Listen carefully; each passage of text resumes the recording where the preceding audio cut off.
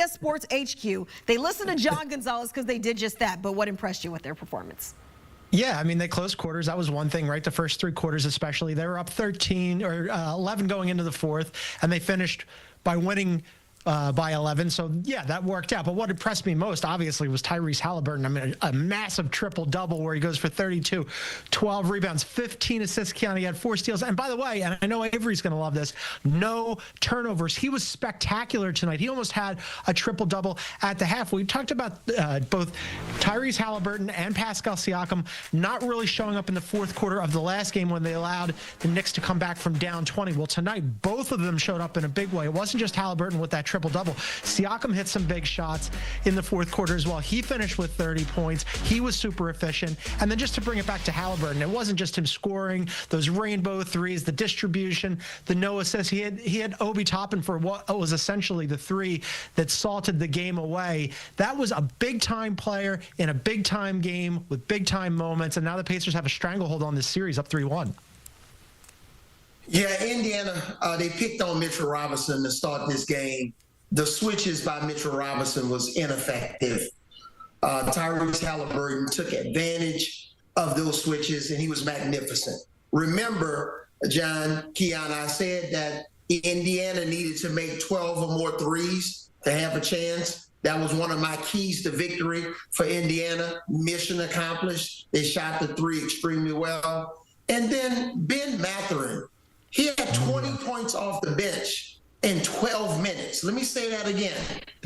Ben Mathurin had 20 points off the bench in 12 minutes. The Knicks bench combined for 21 points. So just complete domination. I was really disappointed with the Knicks defense, specifically Mikal Bridges and also Jalen Brunson. Jalen Brunson, they're gonna call him Luka 2.0 if he doesn't improve on the defensive end of the floor. So great win by the Indiana Pacers. They were extraordinary on the offensive end of the floor. Yeah, Coach, because we talked coming into this game, and you gave me the keys to a Knicks victory, and you emphasized bench scoring and their defense off the bench. Meanwhile, didn't quite show up here when it mattered. But, guys, I feel like we have to put some more respect on what we saw from Tyrese Haliburton having one heck of a performance. John, you mentioned some of those numbers.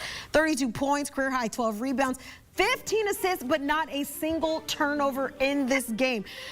Coach, what are we witnessing here from Tyrese Haliburton, and how crucial will he also be? I don't want to jump ahead here, but how crucial will he be, say the Pacers do make the finals? Yeah, we're witnessing why the Sacramento Kings have a complete change in their front office, because they've traded De'Aaron Fox and now before him Tyrese Haliburton. Just think about this. De'Aaron Fox and Tyrese Haliburton were backcourt mates with Sacramento. We're witnessing a young man that has a tremendous future, who's going to be a consistent triple-double threat, similar to what Russell Westbrook was during his prime of his career, with somebody that has a much better outside shot. And maybe not as athletic as Russell Westbrook, but we're looking at a young man that very well could be the starting point guard on our next Olympic team. He'll go from the 12th man to the starting point guard because he's that good, and he's such a joy to watch. I think what we're witnessing is somebody stepping forward and going, you know, a lot of other players in this league get attention. Generally, when Tyrese Haliburton has gotten attention, it hasn't always been positive. You saw that athletic poll that voted him most overrated. Well, that's been flipped. He's most underrated. I mean, he made the All-NBA team, and with good reason. He has been fantastic this postseason. I mean, there's a big reason why they have now gotten, the Indiana Pacers have gotten to their second straight Eastern Conference Finals, and they're one game away from making the NBA Finals. And we spent so much time talking about Ant Edwards taking the 6th seed to his second straight Western Conference Finals. Well, he's one game away from going home. All these guys that love to hate Tyrese Haliburton, I don't know what you're going to do after this. You're in absolute shambles. It's a ruins for you. I know New York fans can't stand this guy, but man, there's no shame in losing to somebody that's on a heater like this. He's been fantastic, Kiana. Yeah, you said from most overrated to most underrated. I forgot about him being voted that, but I know he certainly hasn't forgotten. We're seeing that in his performance this series. But meanwhile, Coach, you said all of the pressure was on the Knicks coming into the night. You emphasized how they needed to stay away from those scoring droughts, but it wasn't just that. Their defense seemed to falter at points there in the fourth quarter. What did you find is the biggest difference from New York from Game 3 into Game 4?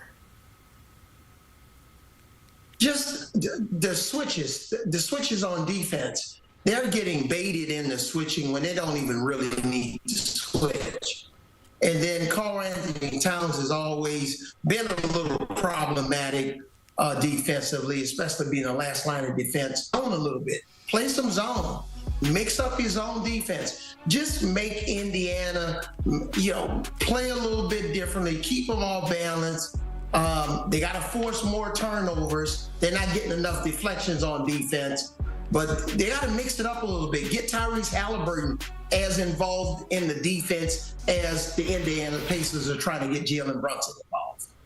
So we're not going to see, John, that dangerous levels of bing bong in New York after what we saw in Game 4. But we saw Cat still holding on to his right knee, going down after that happened in the fourth quarter.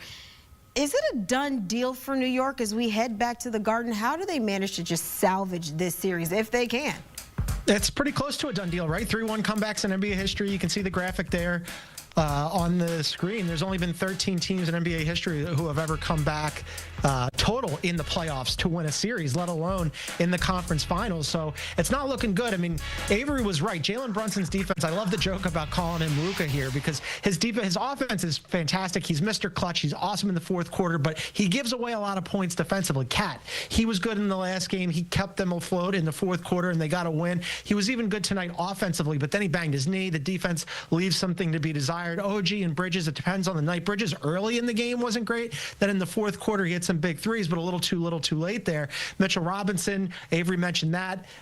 He was getting exposed. Their bench got absolutely crushed by the Pacers. Mathurin almost outscored them single-handedly. And then the turnovers. The Knicks have been sloppy with the ball. They gave up the ball 17 times, which led to 20 points for the Pacers. I'm just rattling off a whole bunch of things that the Pacers have done well, not just tonight, but in this series, and that the Knicks have not done well. So it's not completely over. They could absolutely win this game in front of their home crowd. Game 5, I'm sure the Garden is going to have a lot of energy behind it. But in terms of the series, the odds are really long on them winning this thing. Yeah, and you can't give up 43 points in the first quarter. You utilize so much energy.